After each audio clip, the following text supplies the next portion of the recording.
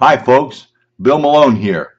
I'm your relationship guy, and I'm back again to talk to you about another tip that I feel can bring you and your significant other more joy and happiness in your relationship. And that tip is to date your spouse or your significant other. Why is dating important? Well, dating is important because it is what brought you two together in the first place. We went out to movies. We went out to dinner. We took walks in the park. Maybe we even stayed up all night, watched the sunrise, and we're chatting with one another. This is a whole process of getting to know each other and getting connected to one another. Dating is one of the simplest ways to renew that bond and that contract with one another. Now, in a little bit, I'm going to talk to you about there are some rules and procedures to follow if you're going to go on a date with your spouse. Now, this week's been a long week working with many couples, and I always ask them, how much time do you spend dating each other? Many of them, last time they had a date was a year ago, 7 months ago. One couple, they haven't gone on a date in 5 years.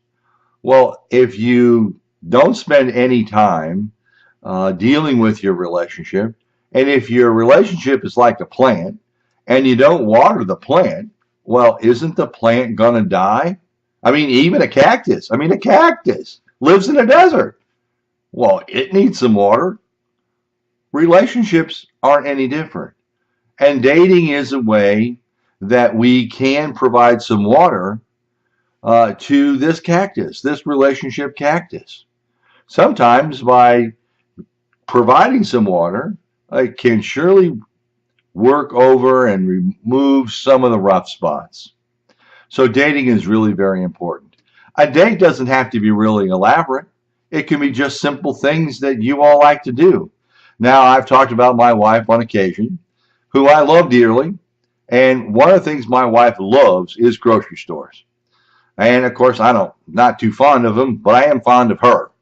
And so one of the things she wanted to do on as a date is to go investigate this new, wonderful grocery store that was opened up just down the street.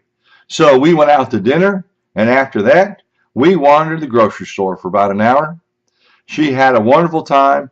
I had a wonderful time being with her, investigating the grocery store. We still tend to that grocery store today, but this was wonderful. She said, "Thank you for going. I'm so happy I got to see this new grocery store," because, she just loves grocery stores. That's a simple thing. Go to a grocery store. Go to the library. Go to the movie. It doesn't have to be complicated. What it has to do with is saying to your significant other that you are important to me and that I want to spend some time with you. A date can be as simple as taking a walk in the park. Heck, take a walk around your neighborhood. Reminisce on why in the world we get together. Now, granted, if you have kids, kids can't monopolize a whole lot of time. Well, shame on them, but they do. I've raised two of them, and I do remember they took some time. Work, on the other hand, it takes some time as well.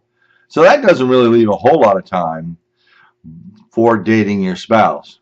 But if you dated your spouse at least once a month, that might bring some more happiness to you and doing some activities that you both like. If you don't know what to do on a date, well, simply just make a list, put those ideas that pop in your head in a jar, and when it's time to go on a date, pop one of those things out and just go do it. Now, let me tell you some rules. And some of these rules I picked up from my buddy Jimmy Heitzel. And Jimmy and I have been friends for, over 25 years. He too is a therapist like I am who works with couples. Well, he doesn't really like working with couples, but I do. But yet he's come up with some strategies, which I've also adopted myself. And some of these rules and strategies for dating your spouse is this. The number one rule is, if you go on a date with your spouse, you are not allowed, let me repeat, you are not allowed to talk about marital problems.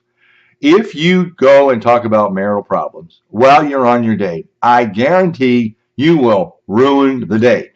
And if it's a horrible experience, why would we want to ever do it again?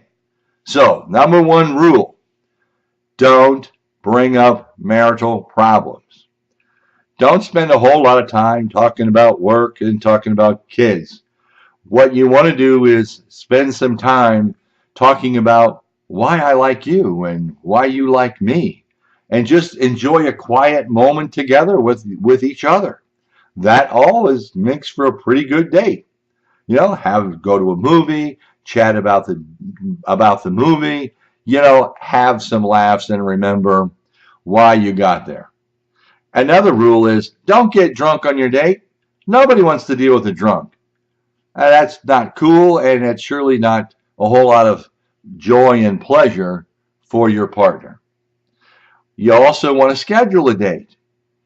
Make a determination that you're going to go somewhere. Get dressed up. Put some nice clothes on. Leave the house, come back and pick up your date, and off you go. When you're dating when you're on your date, don't argue with each other. Again, that's another way to ruin the date. So you want to make this experience fun, lighthearted, and such so that the moment is so pleasant that both of you want to do it again. So, again, date your spouse if you want to improve things.